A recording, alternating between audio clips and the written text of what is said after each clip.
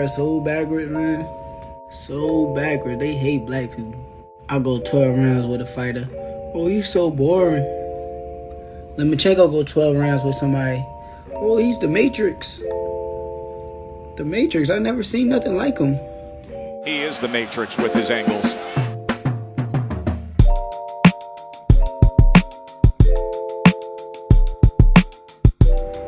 Hi, I'm Katerina. You're watching Dante's Boxing Nation.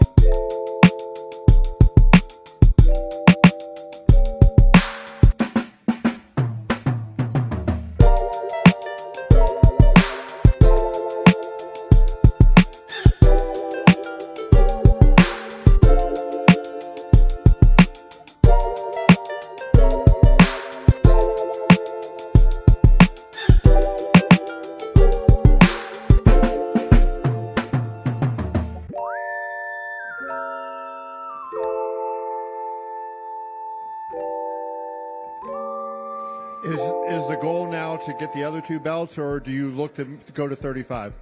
I'll probably get the other two belts, but I got to go sit back and talk to my team and see what they think. Dante's Boxing Nation, what's going on, guys? So we are now in the era of the undisputed champion. Now, before we talk about Shakur Stevenson's situation, let me show you how we got here. This trend, it pretty much started with fighters like Gennady Golovkin, Canelo Alvarez, Lomachenko, and of course, old media. Back in 2015, Gennady Golovkin, he aimed to become undisputed at 160, at least until Sergey Derevyanchenko became one of his mandatories, I believe for the IBF belt. Rather than defend his title and continue his mission to become undisputed, Gennady Golovkin chose to vacate his belt.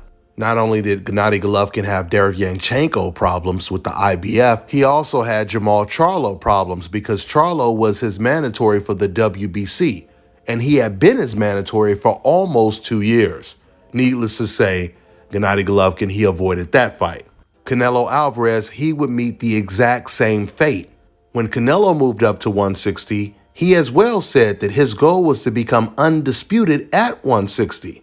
That is until Demetrius Andrade moved up to 160 and became the WBO champion, and Jermall Charlo, he became Canelo Alvarez's mandatory for the WBC belt, which just like Gennady Golovkin did, Canelo, he decided to vacate the belt rather than fight Jermall Charlo. Man, Canelo Alvarez and Gennady Golovkin, they have so much in common because not only did they both avoid Jermall Charlo, but they both vacated their belt rather than fight their other mandatory, Sergey Derevyanchenko. Which brings us to Vasyl Lomachenko, another fighter that had aspirations to become undisputed, until a young 20-year-old by the name of Devin Haney became his mandatory. This is when Vasyl Lomachenko, he decided to vacate his WBC belt and reach out to the WBC president and ask if there was a way he could save face, so vacating the belt wouldn't look as bad as it normally does. And this is when the WBC gave Vasyl Lomachenko a fake belt, which the WBC president admitted wasn't even a championship. He said it wasn't a belt.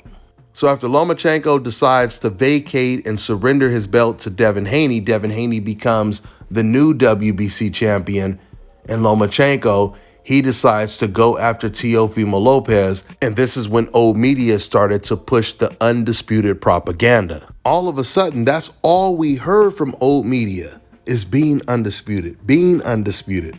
Old media, they even start using that title undisputed as somewhat of an immunity title. They would tell fighters like Teofimo Lopez and George Kambosos, you can fight whoever you want. You don't have to take on a tough challenge like Devin Haney if you don't want to, because you're already undisputed, which none of them were ever undisputed because they had never beat Devin Haney for the actual WBC title. But once again, that was the whole point of them calling these fighters undisputed in the first place, to alleviate pressure from having to fight dangerous fighters like Devin Haney. You see, the whole undisputed narrative has completely backfired on old media, because ever since old media made this whole title so big in the sport of boxing, every black fighter, they went after the real undisputed title, and they're still doing it today. Now Devin Haney, he's the first undisputed champion since Pernell Whitaker in the lightweight division. Jermell Charlo is an undisputed champion. Errol Spence and Terrence Crawford will most likely be fighting for undisputed later on this year. You have Steve Fulton, who might be fighting for undisputed in his very next fight against Akhmadaliev.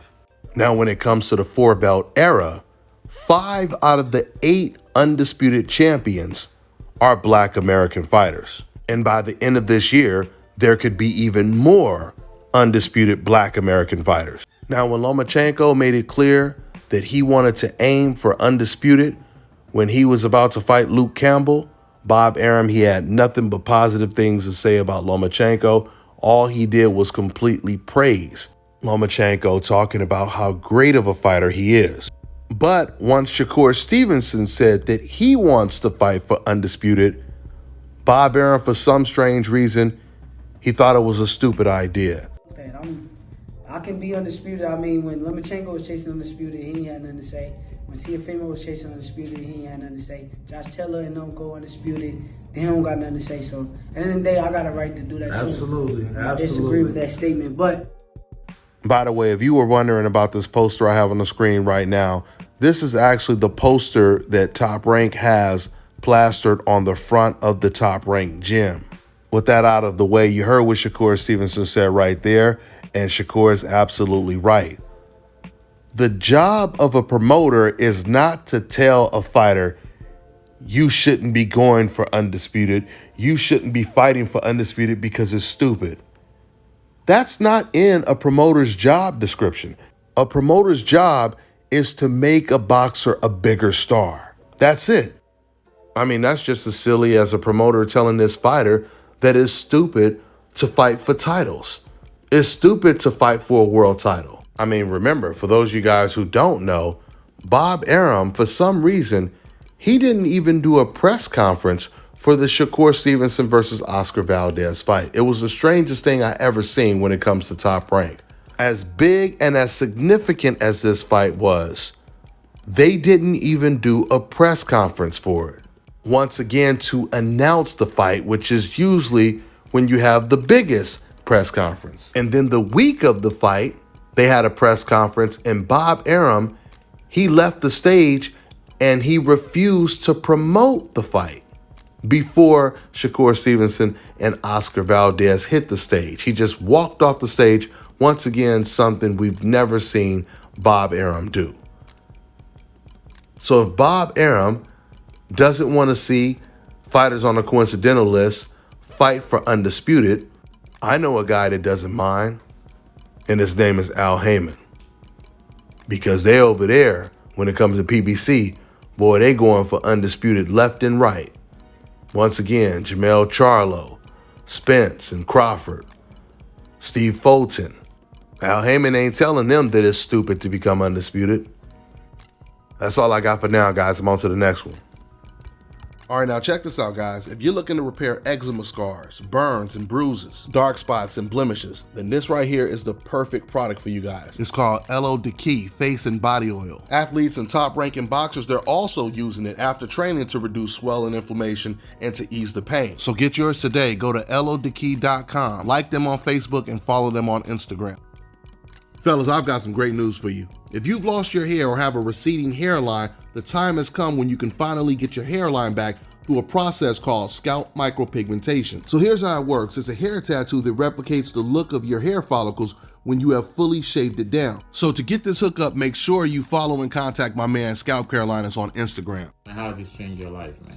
It's going good. It's going good. I feel younger, look younger. Picking up the younger girls. I just kidding, scratch that, but it's been good. It's been good. I like the look. I like the feel. I feel more confident now.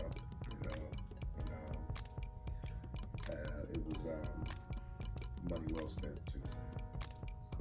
Now, in terms of the response, what has been people said, like, guys, As people being like, hey, you know, what do you have on your head, or things of that sort? The most response I get is like, yo, what barber you go to? I didn't get, you know, such a close shave, but, you know, everything lined up so sharp and everything. And, you know, then I go into explaining to them the procedure of what I had done and everything, you know.